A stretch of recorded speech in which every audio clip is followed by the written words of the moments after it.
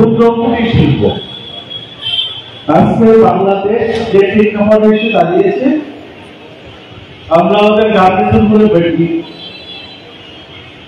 ভরসা করে একটি মাত্র পণ্য, একটি মাত্র জিনিস, যেটি বাংলাদেশের অর্থনীতিকে সচল রেখেছে, বাংলাদেশের মোট রপ্তানি শিল্পবাদ দেখার থেকে আসে, সেটি আমার পোশাক শিল্প, যেটি আমাদের বাংলাদেশে। দ্বিতীয়টা যেটা আসে, সেটি আমাদের মাথার ঘাম পায়ে যারা বিদেশে আমাদেরকে রেমিটেন্স পাঠায়, তাদেরকে আমরা রেমিটেন্স যোদ্ধা বলি। এইভাবে দেশ চলতে থাকে।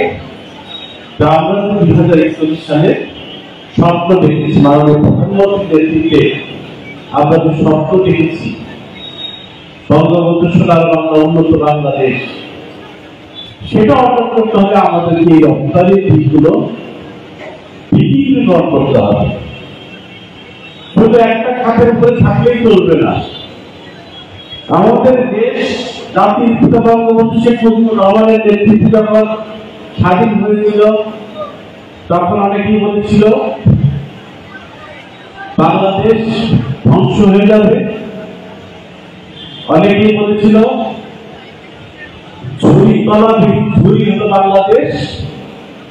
অনেকেই বলেছিল এই বাংলাদেশকে নিয়ে যারা স্বপ্ন দেখেছে, তাদের স্বপ্ন পূরণ হবে না।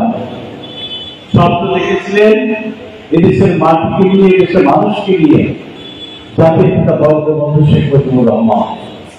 তিনি স্বপ্ন দেখেছিলেন বলেই সেই স্বপ্ন বাস্তবায়ন করার মাত্র 3.5 বছর, স্বাধীনতার পরে 3.5 বছরে সেই স্বপ্ন বাস্তবায়ন করার সিঁড়ি একটা একটা করে সিঁড়ি কিন্তু তৈরি করেছিলেন।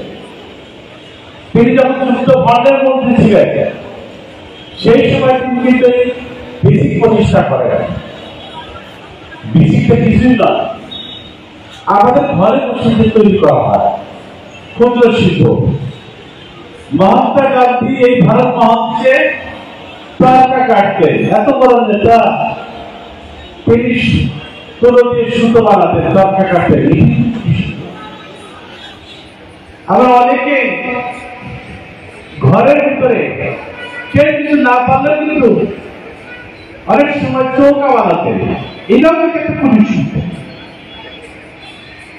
আমাদের গ্রামে আমরা ছোটবেলায় দেখেছি, যখন গ্যাসের চুলা ছিল না, এই আধুনিক চুলা ছিল না, আমাদের মায়েরা, আমাদের দাদিরা এই মাটি কেটে কেটে সুন্দর করে উনুন তৈরি করতেন। এটা একটা শিল্প। আর সেই শিল্প থেকে ঘরে তৈরি করা শিল্প থেকে কুটির শিল্পের উৎপত্তি।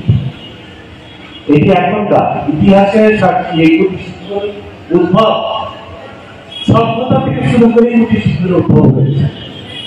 আর এই শিল্প একসময় আমরা ছোটবেলায় মাটির জিনিস দিয়ে খেলাধুলা করতাম, পরবর্তীতে অ্যালুমিনিয়ামের ছোট ছোট পাতিল এসেছে, ছোট ছোট জিনিস এসেছে, তারপরে প্লাস্টিক। কিন্তু এখন থেকেই বলতে যেটা কিন্তু এখন আমাদের বিশ্বের বিভিন্ন পর্যায়ে এই যে হস্তশিল্পগুলো, হাতে তৈরি জিনিসগুলো, এগুলো ক্ষুদ্র ক্ষুদ্র জিনিসগুলো আজকে কিন্তু বিশ্বে বিভিন্নভাবে সমানিত হচ্ছে। আজকে ঘুরে ঘুরে আবার সেই হাতে তৈরি সেই লাঠি ঘুরে মাটি পাতি হচ্ছে। যে কাঁচা শিল্প এক সময় টাঙ্গাইলে শান্ত ধরি হতো, কাকবাড়ি কাঁচা শিল্প, কাকবাড়ি কি করে কলসি আমরা দেখতাম বিয়ে বাড়ির জন্য যেখানে যেত হাতে একটা কলসি খোদাই করা নাম। আজকে সেটি বিস্তৃত হয়ে গেছে, অ্যালুমিনিয়াম থেকে এসে সব সিলভারের সবকিছু নিয়ে গেছে। আজ কি হয়েছে, আবার সেই কাঁচা শিল্পটাকে আবার প্রাধান্য দিচ্ছে। আমরা দিচ্ছি না, কিন্তু বিশ্বের বিভিন্ন দেশে তারা বলছে যে কাঁচা খানিতে খেলে কি কি উপকার আছে, কাঁচা গ্লাসে পানি খেলে কি উপকার হয়, কেন আমরা এটাকে হারিয়ে ফেলেছি। আজকে কুটির শিল্প থেকে আবার জাগ্রত হচ্ছে। আজকে অনেকগুলো দোকানে গেলাম, আমরা যেটা উচ্ছিষ্ট হয়েছি সেটা আমরা ফেলে দেই, সেই দিকে কিছু জিনিস তৈরি করা হয়েছে। এই জগৎ আসলে পুরো জিনিসই ফেলার মতো না, সকল কিছু কাজে আছে। আর সেই কাজটা কিন্তু এই ছোট্ট ছোট্ট ক্ষুদ্র শিক্ষক উদ্যোক্তা যারা আছে তারাই কিন্তু তৈরি করছে।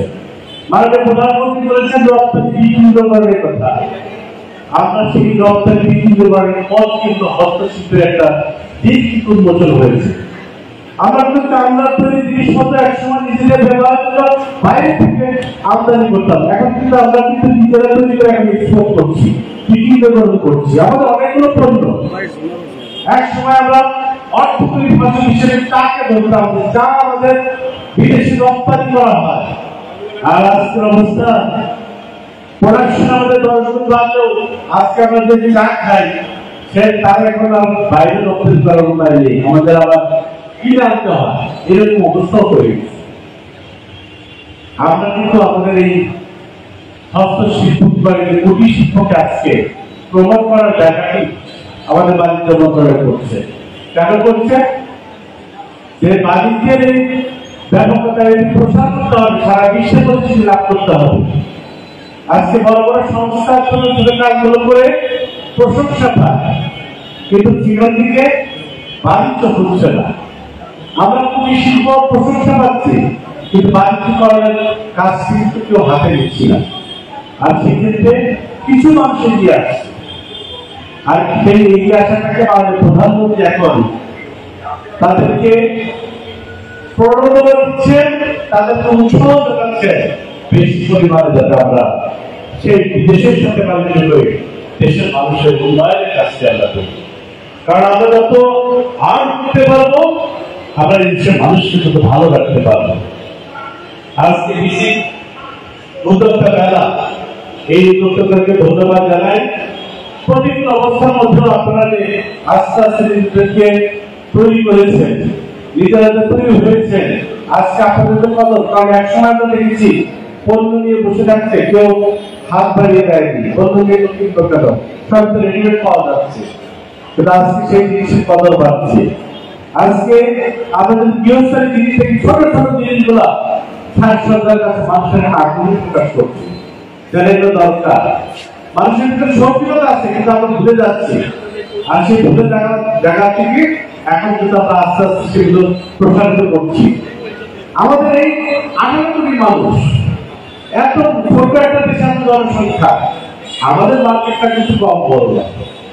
আমাদের মার্কেটে বহুজাতিক কোম্পানি ঢুকে, বড় বড় কোম্পানি আসে, কিন্তু আমরা যদি আমাদের এই মার্কেটটাকে আমরা এই হস্তশিল্প কুটির শিল্পকে ধরে রাখতে পারি, তাহলে আমরা একদিন যে স্বপ্ন মানে প্রধানমন্ত্রী দেখছে 2041, ইনশাআল্লাহ আমরা যদি ক্ষুদ্র উদ্যোক্তা যারা আছে, বিশেষ করে কুটির শিল্প হস্তশিল্পের সাথে যারা জড়িত আছে, আমাদের টাঙ্গাইলের শাড়ি, টাঙ্গাইলের চপচপ, আজকে জয় পণ্য, আজকে আমরা কাঁথা পিতল এবং আমরা গাড়িটার মুড়ি থেকে শুরু করে আরো কয়েকটি পণ্য আমরা প্রস্তাব দিয়েছি এই পণ্যগুলো জিআই পণ্য হিসেবে দেওয়ার জন্য। যদি সেটি হয়, ইনশাআল্লাহ টাঙ্গাইলকে আমরা যেমন বিশ্বের দরবারে পরিচিতি লাভ করতে পারবো, অলরেডি আমরা পরিচিতি লাভ করেছি, তারপরে আমরা পরিচিতি লাভ করতে পারবো, সেই সাথে আমার দেশকে আমরা স্বনির্ভর হিসেবে গড়ে তুলতে পারবো।